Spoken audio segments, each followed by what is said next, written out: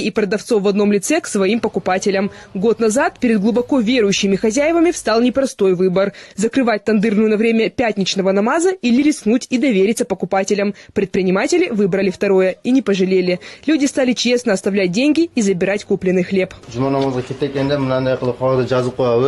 Мы пишем вот такую записку, оставляем мелочь на сдачу и уходим. Тут никого нет несколько часов. За этот год работники тандырны не припомнят ни одного случая воровства. Да и ни к чему это, ведь достаточно попросить, и лепешки дадут в долг. По словам постоянных покупателей, такое отношение просто обязывает на ответную честность. Потому каждый покупатель записывает, какое количество хлеба взял и сколько денег оставил. Бывает у нас здесь, иногда бывает, они уходят в мечеть, никого нету, мы деньги оставляем здесь.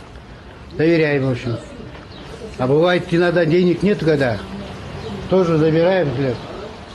На следующий раз